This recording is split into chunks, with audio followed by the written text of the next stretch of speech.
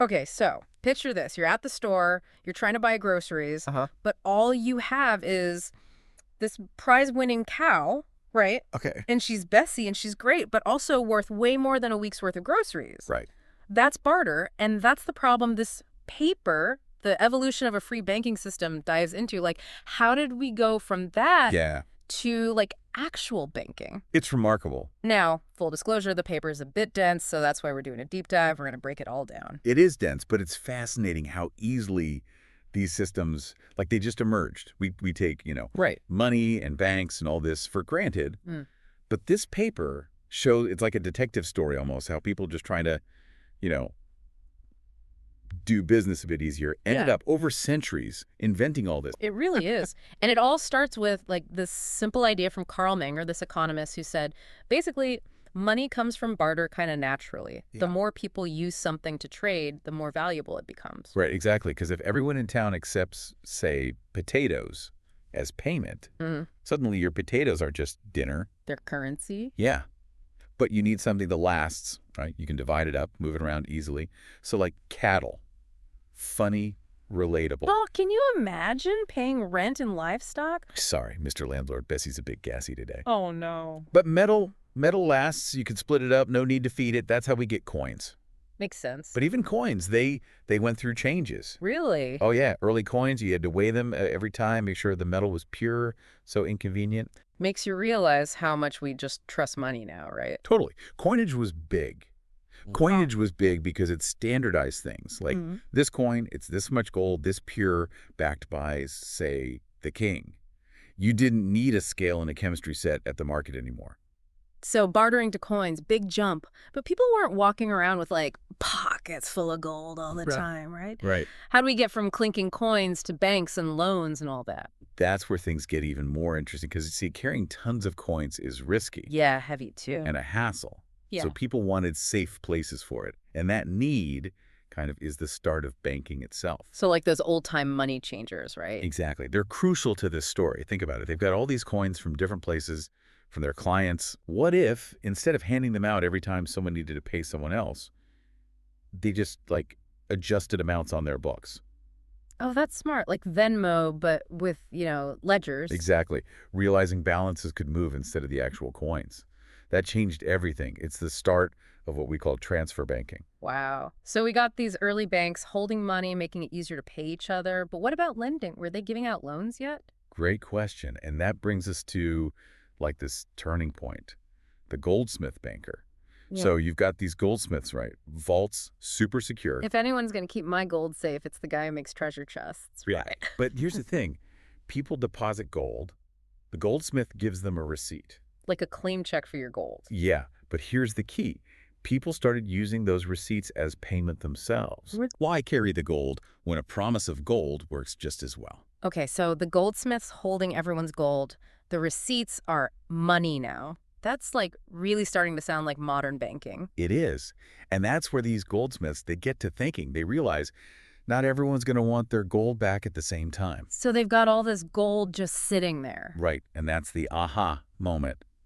Why not lend some of that out? Charge interest, make even more money. Hold on, they're lending money that's not, well, theirs? That's risky. Calculated risk. They needed enough to honor those receipts if people came knocking. Mm. But this lending out deposits, it's huge. It's creating credit, more money in circulation. Businesses can grow.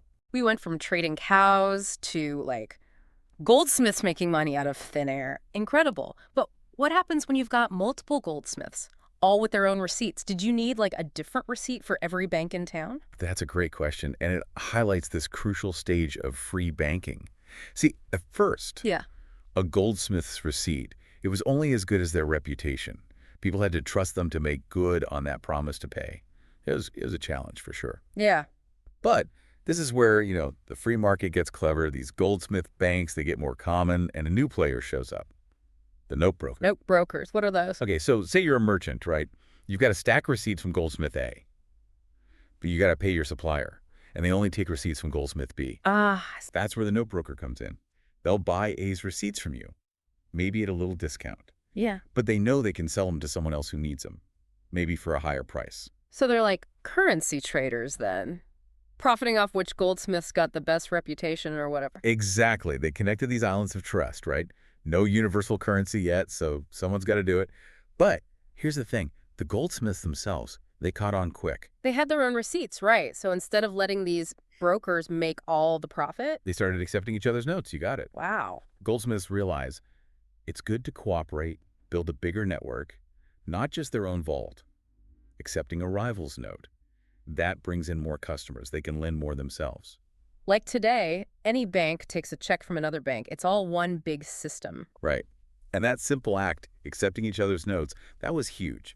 It's how you get par acceptance, meaning different banks' notes, all worth the same face value, doesn't matter who issued it. So competing banks made a unified currency just because it was good for business. Exactly. Though it wasn't always so peaceful. There was this thing, note dueling. Note dueling sounds intense. It was like financial warfare. Banks would try to stack up a ton of a rival's notes, then all at once demand gold for them, hoping to cause a run on their reserves. Yikes. So how'd they ever stop trying to bankrupt each other? That's the funny thing. That competition, as wild as it was, it kind of led to stability.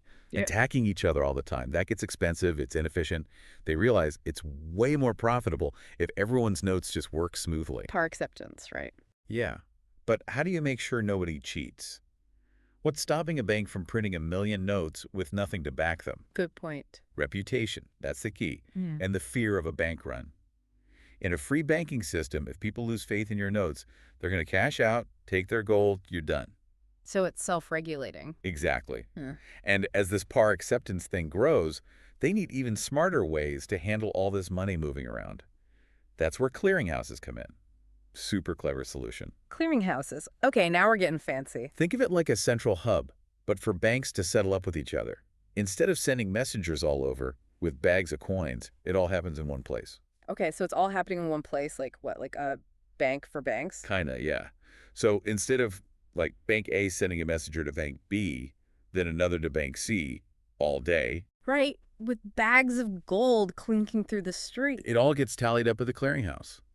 So say bank A owes bank B $100, but B owes A 75 from something else. Okay, They just settle the difference, $25, changes hands, boom, done. that's way more efficient. Right. Less gold moving around physically, the whole system's smoother. So it's like instead of ringing up each grocery item, you just pay your total at the end. Exactly. Though clearinghouses, they became more than just about efficiency. Really? What else did they do? Well, because they saw everything, right? All these transactions flowing through. Mm-hmm. They became hubs for information, too. What kind of information?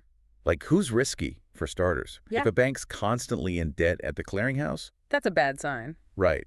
Like, if you're always hitting up your friends for loans. They're going to start wondering about me. Exactly. Clearinghouses could spot that early. They could even, deny access to banks that seem shady. So like a credit bureau, but way back then. Yeah. Keeping everyone honest, making the system more stable. Banks policing themselves, basically. Pretty much. And here's another thing. They'd step in during crises, too. Oh, how Panic happens. Everyone wants their gold at once. Bank run, right? Yeah, bad news. Clearinghouses, they could issue emergency money backed by all the member banks' reserves combined. It helped calm things down, stop the whole system from crashing. So they were record keepers, crisis managers, credit bureaus, all without a central bank in charge. Right. That's key to what this paper is getting at. Yeah. A lot of what we think central banks had to do, clearing, risk, even that emergency money. It was all happening organically way back when. Exactly. Eh. Makes you think, huh? It really does. If they figured all this out on their own, how much of our system today is essential? Yeah. And how much is just, I don't know, left over from decisions made centuries ago? Right. Interesting stuff to consider. Definitely gives us all something to think about. Thanks for joining me on this deep dive. It's been fascinating.